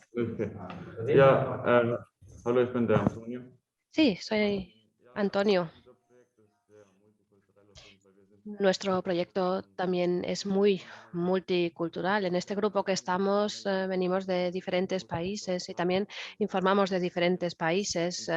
Yo soy de Italia, de Sicilia, y hablé con mi abuela y me explicó qué sucedió durante los bombardeos y en qué lugares. Por ejemplo, donde vive hoy en día hay un túnel donde se escondía la gente durante la guerra, donde buscaban cobijo. Y bueno, estos lugares como este túnel son lugares cotidianos. A menudo nos olvidamos del del papel que jugaron en la historia y que la gente se cobijaba allí. Y es muy importante valorar estos lugares y es muy importante conocer la historia de los lugares, de las ciudades en las que vivimos para aprender de la historia. Sí, es muy importante aprender de la historia. Exacto. Vale, muchas gracias. Gracias a vosotros. ¿Alguien más quiere hablar? Hola, buenas, nosotros. Nosotros también. Dale, dale. Vosotros, a los colegios, ¿a quién pensáis que beneficia esta situación de guerra? No te entiendo. ¿A quién? O sea, queremos hacer una pregunta a los colegios de preguntarles que en la guerra realmente a quién beneficia. Realmente quién es el que gana dinero. ¿Quién creéis? ¿Quién creéis que es el que se lleva los beneficios? Exactamente. Es una pregunta para los compañeros de María Teresa y Ignacio ni para los compañeros del Sí, arcipreste de Ita. Okay. Sí, sí, exactamente. Pues coged, abrís la pantalla y podéis hablar. Estarán pensando. Gracias. Ja, also zu eurer Frage. Sí, en cuanto a vuestra pregunta, yo creo que solo tiene una respuesta. Nadie se beneficia de una guerra. Lo único que podemos decir que nosotros nos beneficiamos a la hora de interesarnos por la historia y aprender de la historia y no mirar hacia otro lado, ¿no? Es algo de lo que podemos aprender para evitar guerras en el futuro, viendo todo el dolor que puede causar. Y yo diría que independientemente de quién inicie una guerra o contra quién se dirija, nadie se beneficia. Simplemente podemos llegar a la conclusión que tenemos que evitar todo tipo de guerras. Muchas gracias. Gracias. ¿El arcipreste de Ita quiere participar? ¿Quién creéis que se beneficia de una guerra?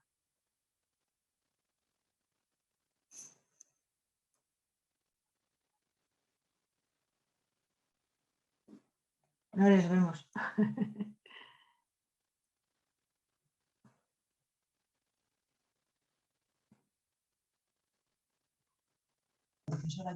Hay una profesora de la arcipreste. De acuerdo, pues venga, ánimo. Abre la Hola. pantalla. Ahí está. Hola, ¿cómo estás? Hola, buenas. No, días. nada más, simplemente quería decir que justamente que a mí me ha sorprendido como en un centro como este, en que la procedencia de los alumnos no es justamente en general, en cuarto de la ESO actualmente, española, sino que vienen de otros países. ¿Cómo se han ido enganchando? Porque justamente también han sido víctimas del dolor en otros sitios y lo importante, entiendo, de estos encuentros es que nos demos cuenta que todos somos de alguna manera hermanos y que sufrimos el mismo tipo de dificultades y de penurias y que quién se beneficia, decían los compañeros del Palomeras. Pues yo creo que, bueno, los que inician esas guerras justamente son los que tienen que vender armamento, los que tienen que defender su poder. Yo creo que sí que hay gente que se beneficia de la guerra, que no estoy diciendo en contra del Instituto de Múnich, que claro, la mayor parte de la gente no se beneficia, pero si hay gente que la inicia es porque hay alguien que está ganando, ¿no?, en todo esto y que no podemos dejarles ganar. Y sobre todo en un momento en que estamos a los albores del inicio de una guerra muy cerca, ahora mismo en Europa. Bueno, nada más. Muchas gracias. Sí, yo también, al igual que tú, aunque no me han lanzado la pregunta, pero sí tengo esa opinión también de que la guerra no se beneficia a la población civil, no se benefician las ciudades, ni los recursos naturales, no se beneficia a nadie, pero sí se benefician los distribuidores y vendedores de armamento, los países o las potencias que desean imponerse y tener conquistados ciertos terrenos con ciertos materiales o materias primas que hay en esos terrenos. Fíjate, las guerras de África, ¿no? Impresionante. Hay una palabra pedida en Múnich, Maite, perdona. Es que no me sale. que abran la pantalla. Sí. No lo veo, Uría. Ja, hallo, ich bin Matthias. Hola, Matías. Sí, soy Matías. Soy el profesor. Sí, también quiero confirmar lo que acaba de decirse. Nosotros en principio queríamos hablar de Múnich, de la destrucción de Múnich, pero luego nos llegaron experiencias de todo el mundo y de los abuelos y bisabuelos de China, de Italia, como hemos oído también de la antigua Yugoslavia. Y bueno, hemos visto que la guerra siempre causa dolor y aflicción en todo el mundo y a menudo también fue la razón por la que los abuelos vinieron a Alemania, por la que tuvieron que irse de su país. Y lo que acaban de explicar los alumnos y alumnas es que, bueno, los traumas continúan en las generaciones venideras. Aquí en Alemania empezamos a hablar del término de las generaciones que vienen después de la guerra, los nietos de la guerra. Yo también soy de la generación de los nietos de la guerra. Mis abuelos vivían en Polonia, eran alemanes en Polonia, tuvieron que huir de una manera muy dramática, pasando bombardeos, ataques, llegaron aquí, a Alemania, a Baviera. Es decir, que mi generación sigue estando muy marcada y yo diría que sobre todo a nivel emocional. Nuestros padres eran hijos de la guerra y no eran capaces de dar lo mismo que pueden dar padres que han crecido en paz, ¿no? Por eso es tan importante mantener la paz, evitar la guerra y hacer todo lo posible para que la violencia no estalle. Pero también tenemos que hacer una introspección, mirar hacia adentro. Y yo creo que la violencia tiene que ver también con nuestra psique. Y es muy importante que estemos en paz con nosotros y nosotras mismos. Y por eso es un proyecto tan importante y la idea de que el trabajo de paz sea una asignatura me parece muy interesante, pero yo creo que también tiene que ver mucho con la forma en la que nos comunicamos con otros, pero también en la forma en la que estamos con nosotros mismos. Y quería aprovechar esta oportunidad para agradecer a todos sus contribuciones. Fue muy interesante ver y oír estos diferentes aspectos que se han mencionado, las diferentes perspectivas.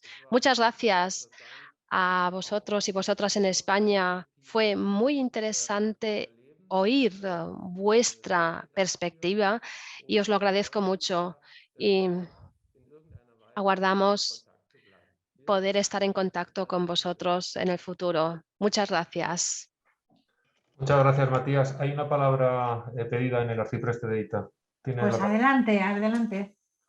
Sí, hola, buenos días. Me gustaría hacer una pequeña reflexión al respecto de lo que hemos estado hablando antes sobre la cultura de paz, sobre los discursos de odio.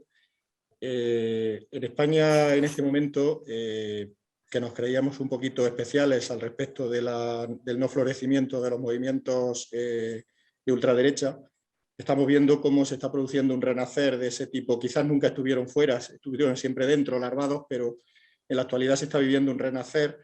Esos discursos buscan siempre separarnos, buscar la diferencia con el otro, intentar crear barreras que nos hagan no ponernos en el lugar del otro.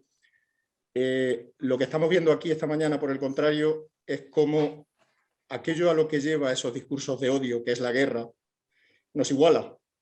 En esa parte todos somos víctimas, son víctimas en Alemania, son víctimas en Italia, independientemente de quién empezara la guerra mundial, de quién empezara la guerra civil, independientemente de las causas, al final las consecuencias afectan siempre a esa población que antes ha comprado esos discursos de odio, que antes ha comprado esos discursos de separación y de búsqueda de la diferencia. Y en centros como el arcipreste de Ita, donde precisamente esa diferencia es tan poco apreciable porque, y ahora con las mascarillas aún menos, porque solo nos vemos los ojos y los ojos son iguales en todas partes, yo creo que tenemos que trabajar todos los días precisamente para no ser víctimas de esa venta, de ese discurso que busca hacernos diferentes, sino todo lo contrario. Tenemos que intentar darnos cuenta que no hay nada que nos haga diferentes del que viene de Sudamérica, del que viene de Centroamérica, del que viene del norte de África o del que viene del centro de África, porque todos estamos padeciendo de alguna manera esa violencia estructural de la que hablaban antes, esa violencia cultural, y quien nos intenta vender que eso tiene algún sentido en los tiempos que corren, solamente está intentando buscar una justificación para que luego llegue eso otro, que sabemos que nos iguala por la parte de abajo, que nos iguala por el sufrimiento, que nos iguala por el dolor, y creo que desde los centros educativos tenemos una responsabilidad muy fuerte en transmitirle a los alumnos todos esos valores para que no sean víctimas, porque al final las víctimas van a ser ellos, como lo vamos a ser todos. Por desgracia tenemos que ver algunos días cómo surgen pequeños brotecitos, esos pequeños brotecitos de ese ir entrando, ir imbricándose en la sociedad, esos discursos, odio a lo que sea, al distinto, al homosexual, al extranjero, a lo que sea. Y todo eso va calando muy poquito a poco, y al final sabemos a dónde conduce. Si es que la historia de la humanidad está hecha de a dónde conduce ese tipo de discurso. Por lo tanto, es tan importante que los centros educativos trabajemos para no permitir que eso cale dentro de la sociedad, que yo lo único que quisiera es animar a toda la comunidad educativa en general, desde cada uno desde su posición, a no dejarse engatusar por esos discursos que por otro lado son facilones, que se desmontan con una facilidad absolutamente ramplona, porque no tienen nada debajo, porque no tienen sustancia. Cuando hablas con tu abuelo, con tu abuela, con tu padre, que vivió la guerra, que vivió el sufrimiento de la posguerra, te das cuenta que al final no había nada debajo del discurso que vendían, simplemente la búsqueda de un beneficio para una parte muy pequeñita de la sociedad, y todo eso al final, pues al resto de la sociedad lo único que le produce es lo que sabemos, dolor y sufrimiento. Yo ahí lo dejo, que cada cual desde su posición intente trabajar por la paz, simplemente porque es lo único que nos iguala por arriba, no por abajo. Gracias a todos. Gracias. Tiene la palabra Xavier y Victoria desde el Centro Cultural Palomeras. Bueno, a nosotros nos gustaría hacer una mención especial a una persona, a un vallecano, que de hecho supimos sobre él gracias a José María Uría. Te damos las gracias personalmente. Y se trata de Sanz Bocos, era un vallecano que pertenecía al Ejército de Aire de la Segunda República Española y que era piloto de cazas. Gracias a él conseguimos una defensa bastante clara y limpia de lo que viene siendo el pueblo vallecano, Entrevías y todo Madrid en general. Si no hubiese sido por él, muchas de las personas que no fallecieron en su día lo podrían haber hecho. Entonces queremos hacerle una mención especial, y también porque vivió un total de 100 años, nació en 1918 y ha fallecido este reciente 2018, que en cuanto a años se refiere, pues ha sido hace poquito tiempo, y era eso, una mención especial. Y luego también que estamos completamente de acuerdo con el profesor anterior del arcipreste de Ita, y también hacer una mención a los alumnos de Múnich, porque nosotros también estamos súper agradecidos de compartir y de escuchar sus testimonios, y que también queremos que siga. Nos ha gustado mucho este contacto de entre alumnos de diferentes países. Estamos muy agradecidos también. Gracias.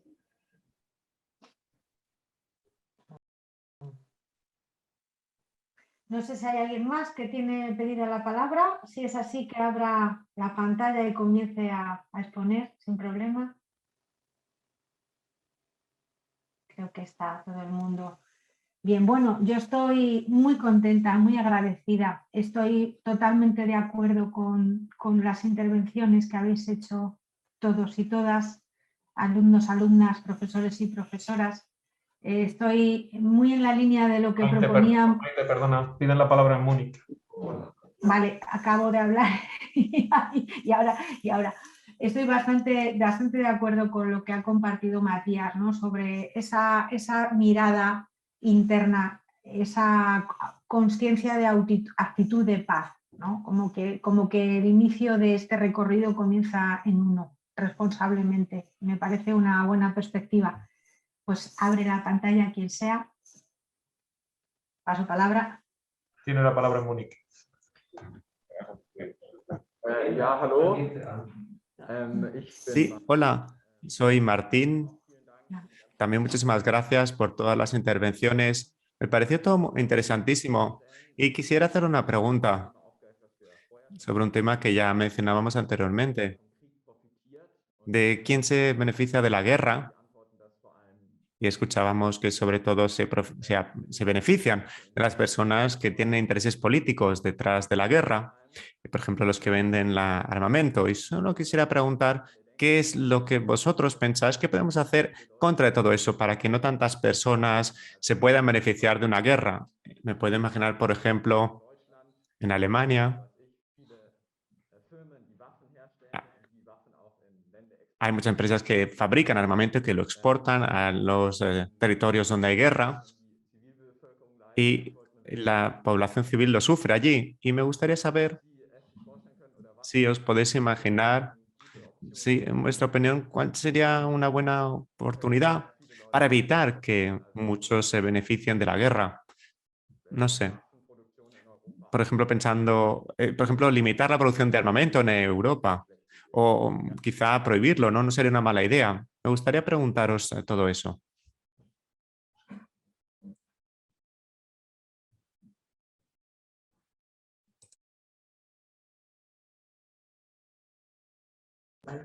Xavier tiene la palabra, Xavier Victoria. Bueno, algunas de las ideas, cosas que podríamos hacer sería dialogar todos los países en un comité internacional para que cuando haya un conflicto, antes de llegar a algo superior, como lo que bien habéis dicho, fabricar armas, exportarlas, antes de que todo vaya a esos límites de la guerra, a esa bomba a punto de explotar, reunirse todos los países, embajadores, como se pueda, para intentar y de hecho conseguir dejar todo hablado y, por así decirlo, evitar al máximo llegar al confrontamiento con la violencia.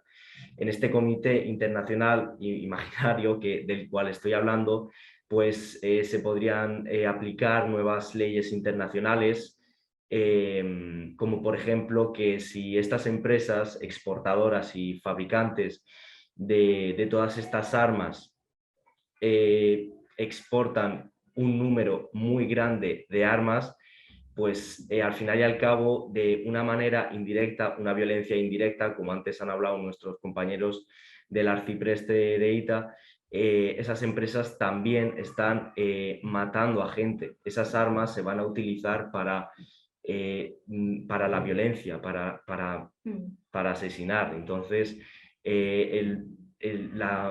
lo óptimo sería que en este comité esas empresas tuvieran totalmente vetado exportar las armas, o por lo menos, como ha dicho el compañero de Múnich anteriormente, exportar un número ínfimo, o sea, que apenas tengan armas para poder combatir. Yo pienso que esa cuestión, esa pregunta es la más importante, yo creo, para el compromiso que puede hacer pues, la Unión Europea, que podemos hacer todos. Esa es exactamente la pregunta. Bueno. Hasta aquí sería nuestra respuesta. Sí. Muchas gracias. ¿Alguien más quiere hablar? A ver si consigo ver. No hay ninguna mano levantada, veo. No. Vale. Pues sobre esto, el qué se puede hacer, bueno, he tomado nota, ¿vale? Voy escribiendo todas las ideas que vais comentando para añadirlas a esa carta común a la Comunidad Económica Europea que queremos hacer, ¿vale? Entonces estos puntos últimos los estoy escribiendo para sumarlos a las cartas que ya habéis redactado. Yo en principio, a nivel personal, lo que hago para estas cosas es, por ejemplo, intentar meter mis ahorros. Es una contestación también a la pregunta, pero no de carácter global, sino llevada al individuo, a mí misma. Intento meter mi dinero en banca ética para saber lo que hacen con él.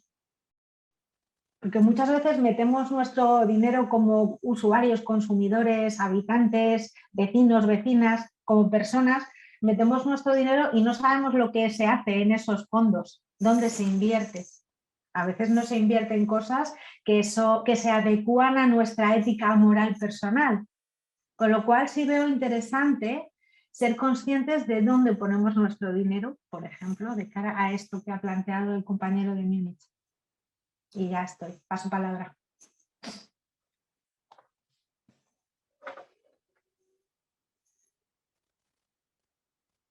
¿Alguien más quiere hablar?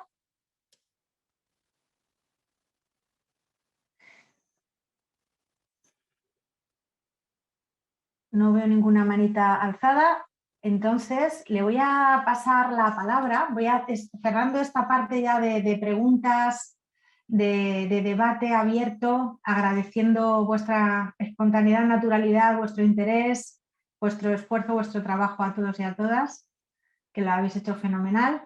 Y yo también os choco las manos al Centro Cultural Palomeras, al Arcipreste de Ita y a María Teresa Ignacio, sin duda. Y os abrazo, además. Y os como a besos, todo junto. Bueno, más cosas. Voy a pasar la palabra a José María Uría, que nos va a contar a todos y a todas cosas que nos habéis preguntado interesantes sobre la página web, el QR y alguna cosa más. José María, tienes la palabra. Gracias. Pues muchas gracias, Maite. Ese saludo que nos hacían desde Múnich toda la clase. Y bueno, para ir concluyendo, pues expresar nuestro mayor agradecimiento una vez más a todos los que habéis participado, a todos los que habéis trabajado, a todos los que habéis hecho esa reflexión, ese esfuerzo por conocer cuál ha sido ese pasado que de alguna manera nos une, ¿no? Lo paradójico de toda esta historia que compartimos, ¿no? Es como una estrategia terrible que nace en el entorno del ejército italiano y alemán para ser experimentado en una guerra civil que fue la nuestra, la española, en un golpe contra la democracia, contra lo que es el símbolo principal de la paz, ¿no? El diálogo, que evita toda la violencia, pues al final, por las carambolas de esa violencia, acabó siendo ejercitada sobre esos mismos países, sobre la población de esos mismos países donde se creó, ¿no? Donde nació. Algo muy trágico en este sentido y que revela pues, esa reflexión que habéis hecho de cómo al final en la guerra nadie gana, ¿no? Uno empieza una ola de violencia que puede acabar con uno mismo. Por eso este diálogo transnacional, donde en esta Europa en la que ya debemos de apostar porque no existan las fronteras de ningún tipo, ni las antiguas, de los antiguos Estados-nación, ni precisamente las de esa igualdad de toda nuestra población, de aquellos otros seres humanos que vienen a vivir en este territorio que al final es un lugar de privilegio, ¿no? con respecto al resto del mundo, pues yo creo que es muy positivo. Con respecto a lo que decía Maite de cómo va a quedar reflejado ese trabajo vuestro en la web y cómo se va a dar a conocer, estamos desarrollando desde la Fundación, dentro de la página web que está dedicada y que conocéis la dirección, un espacio donde aparecerán recogidas todas las conclusiones y todo vuestro trabajo y que esperamos tener finalizado a lo largo del próximo mes de marzo.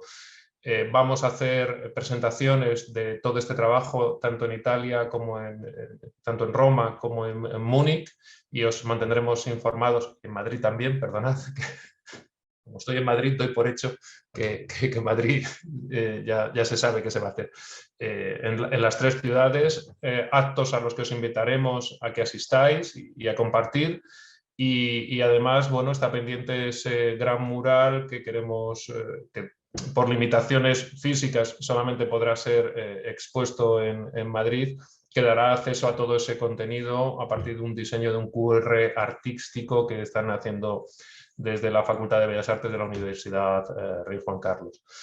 Pues no sé, si tenéis alguna duda al respecto, os animo a que me preguntéis ahora antes de que cerremos la conexión, si no, bien a través de Maite o dirigiéndonos directamente a la Fundación, pues aquí os recibiremos y os atenderemos con todo el amor y el cariño del mundo. Una vez más, gracias y te doy la palabra, Maite. No es que había oído a Soraya y creía que me estaba diciendo algo. Bueno, pues sin más, a las 10:50 de este día 17 de febrero tan esperado, volveros a trasladar mi agradecimiento, mi alegría por haberos conocido y haber podido coparticipar con vosotros y vosotras en este proyecto. Os mantengo informados, informadas de todas las novedades.